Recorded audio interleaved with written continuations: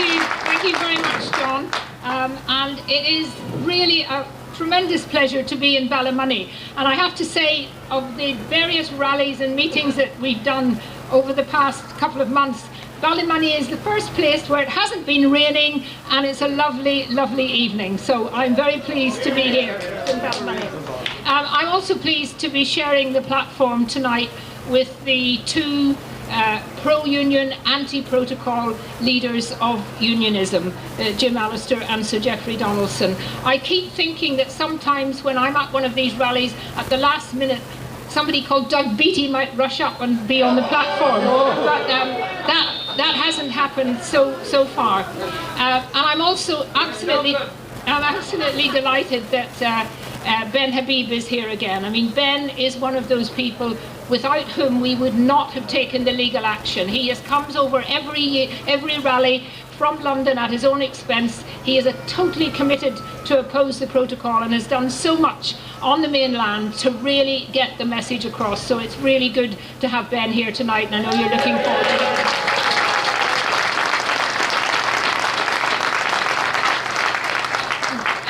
To say that I always never wanted to follow Jim Allister after he's spoken, but having to follow Jamie Bryson tonight is making me feel that actually Jim's got a rival coming up. And I want to say that Jamie, the work he has done, particularly legally over the past few months, has been really, really important. And if he is an example of the newer generation of young pro-union loyalists, then I think this country should be very, very proud of that, and I want to say how proud I am.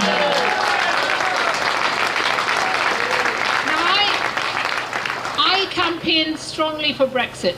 I wanted to see Brexit. I still think that it's the best thing that could happen to the United Kingdom. But I, like all of you here, had a ballot paper which said, did you want the United Kingdom to leave the European Union? It didn't have a little map with a bracket saying except for Northern Ireland, did it? So I voted to leave. You who voted to leave, and those who voted to remain perhaps, no one wanted the protocol. No one was voting for the protocol. Not a single person in Northern Ireland voted for the protocol.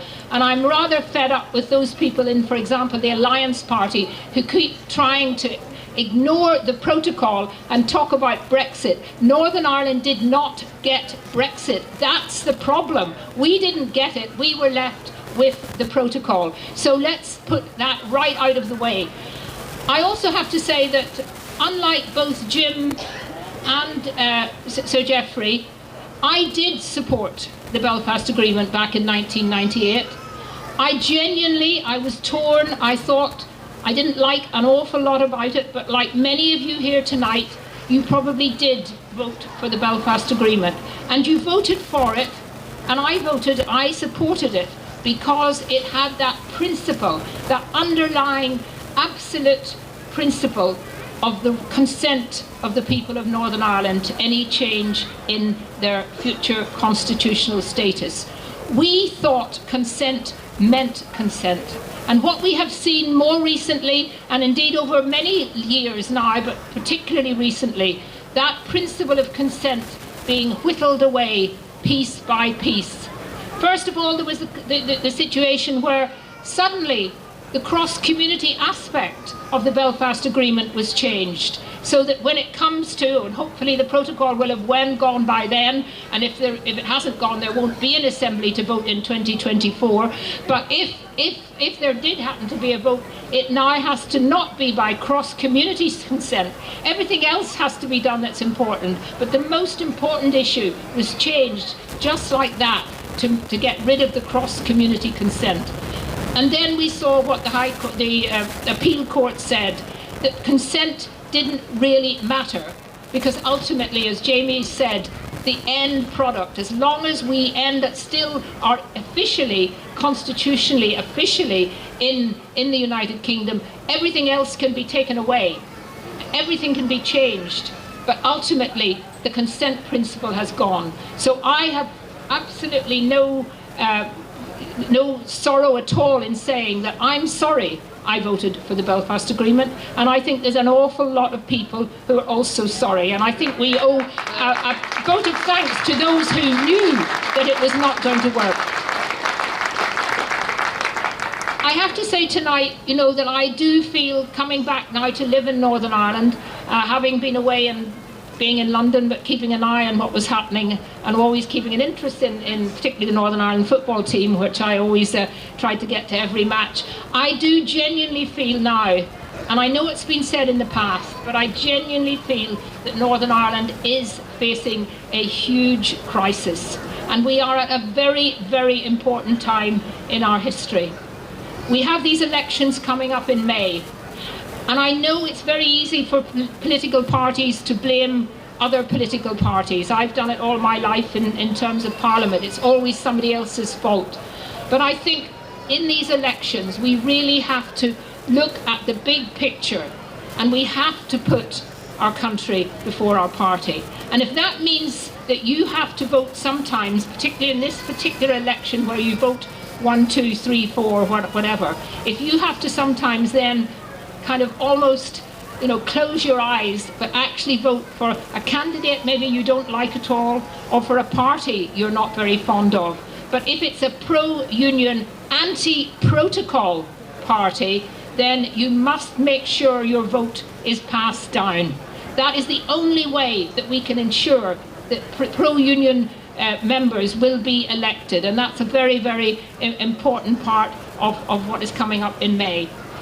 And of course, what to me, again, I've seen from coming back home, there's absolutely no doubt about it that unionism as a whole, I think over the past number of years, has been too willing to compromise, too willing to give in, too willing to sometimes accept something that they really deep down know they shouldn't be. And underlining that is that some of the Unionist Party's members have perhaps been more keen in being in power than actually doing what was the right thing.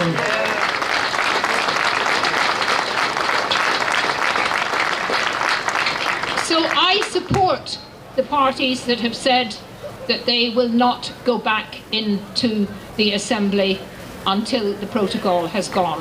That has to be the principle.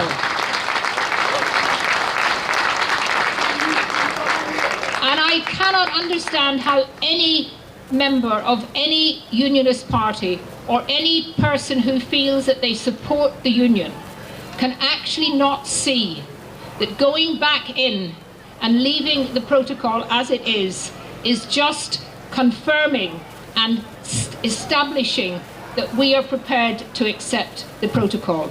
So that cannot happen. It has to be the basic principle of people going into this election. And as for parties that have talked about rigorously implementing the protocol, well, even they have seemed to change slightly and are now talking about making some changes. Well, for me, and I think for most of you here, tinkering with the protocol is not enough.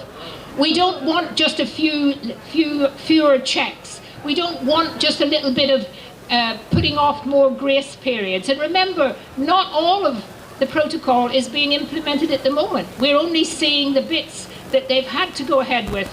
And sooner or later, those grace periods will come back. And then we will really see the difference to our economy, to our business, and to our cost of living.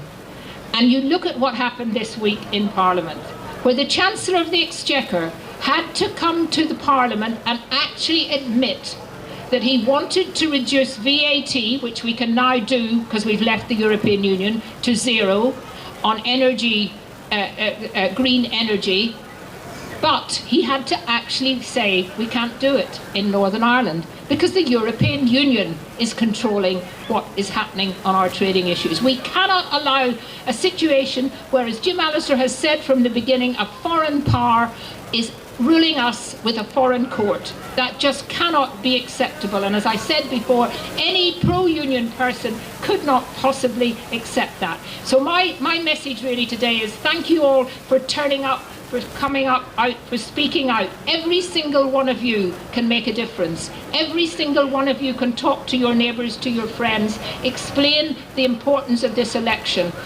Please make sure that everyone comes out and votes. I'm always horrified, genuinely horrified, how at some elections in Northern Ireland, so many people from the pro-union community don't bother to vote. You may not like the political parties, you may not like their leaders, but there is no alternative to actually using your vote, and using your vote in a way that is going to say to the Prime Minister, to the British government generally, and to the Irish government in particular, the protocol is not sustainable, and we are going to continue to do what we can to get rid of it, and that is our message, and the message has to be heard loud and clear on May the 5th. Thank you.